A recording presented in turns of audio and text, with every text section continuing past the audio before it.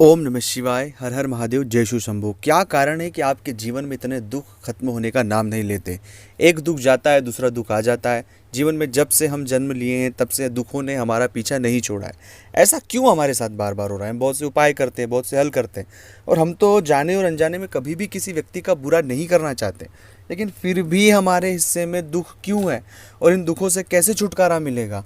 आखिरकार हमें विस्तार से ये चीज़ें बताएं, आप समझें, और इस पूरी जो घटनाक्रम हमारे साथ जीवन में हो रहा है दुखों को लेकर, ऐसा क्यों? और जब हम उन बुरे लोगों को देखते हैं, जो लोग बहुत बुरे हैं, ख़राब हैं, लेकिन उनके जीवन में सब चीज़ें बेहतर होती जाती है, हमें समझ ही नहीं आती कि ईश्वर का क्या न्याय है, और हम बहुत हताश और निराश हो जाते हैं। हमारे मन में कई सारे प्रश्न शुरू हो जाते हैं कि हमारे जीवन में इतना दुख, इतना पीड़ा क्यों है?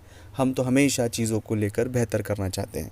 इस पूरे प्रश्न का जवाब मिलेगा, और अगर ऐसी परिस्थिति से आप जूझ रहे हैं तो ज़रूर इस वीडियो को पूरा और अंत तक देखकर इन दुखों से आपको छुटकारा मिलेगा, एक सही रास्ता मिलेगा, एक सही मार्गदर्शन मिलेगा, जिससे आपके जीवन में कई सारे सकारात्मक बदलाव आपको देखने को मिलेगा।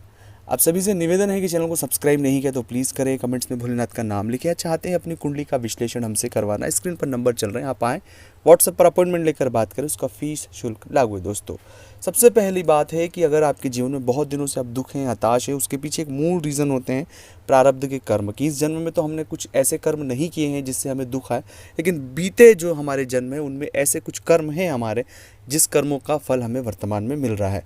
तो इसलिए उस कर्म का जो पश्चाताप है वो हर एक व्यक्ति को करना होगा, चाहे मैं हूँ, आप हो, कोई भी हो।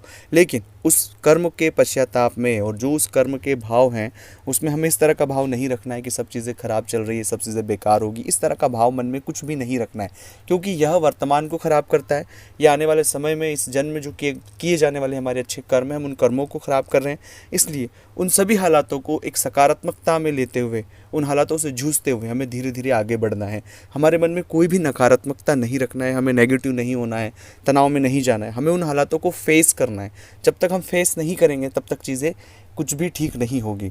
और ईश्वर का जो स्मरण है वो सबसे बड़ी सत्ता है, वो सबसे बड़ा दयालु और क्षमा करने वाला है। इसलिए जितना हो सके उतना अपने इन हालातों में नमः शिवाय का जाप करें, ओम नमः शिवाय का जाप करें। अब अपने इन हालातों में भी देखें कि इन हालातों में भी ईश्वर ने हमें सपोर्ट किया। हम जिन हालातों में अभी वर्तमान हैं, जो चीज़ें बेहतर हो रही है, वो भगवान की कृपा से हमारे जीवन में हो रही है। इसलिए जितना ज़्यादा हो सके शिव मंत्र का जाप करें, नमः शिवाय का जाप करें, अपने इष्ट मंत्र का जाप करें। अब जितना जाप करेंगे उतने आपके हालातों में एक सकारात्मक बदलाव देखने को मिलेगा। लेकिन कहीं भी नकारात्मक नहीं होना है, कहीं भी आपको बहुत ज़्यादा डिप्रेशन, तनाव या इस तरह की नेगेटिविटी में नहीं जूझना है। जो हालात है उन्हें फेस करना है, खुद को शांत रखना है। जो हमारा कर्म आप कर रहे हैं उन्हें पूरे डेडिकेशन के साथ उस कर्म को करते जाएं। धीरे धीरे धीरे जैसे ही वक्त बीतेगा और आप इन हालातों से बाहर हमेशा के लिए आ जाएंगे। लेकिन वर्तमान अगर आप अपनी परिस्थितियों में आप विचलित होंगे, आप अपने मन को भ्रमित करेंगे, आप बहुत परेशान होंगे, हताश होंगे, निराश होंगे, तो एक गलत डिसीजन आपके जीवन को पूरा बदल सकता है।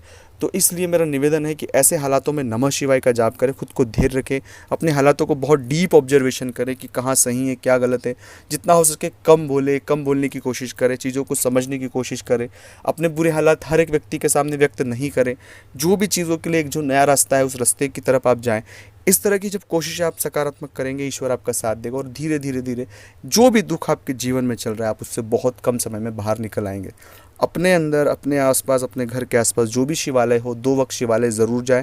ओम नमः शिवाय का जाप जितना हो सके उतना जाप करें। आपके जीवन में बहुत कम समय में वो बदलाव देखने को मिलेगा जिसके बारे में आपने कभी सोचा नहीं होगा। तो अगर ये वीडियो अच्छा लगा तो लाइक करना, शेयर करना, कमेंट्स करना। मिलते हैं अगले वीडियो में। ओम नमः शिवाय।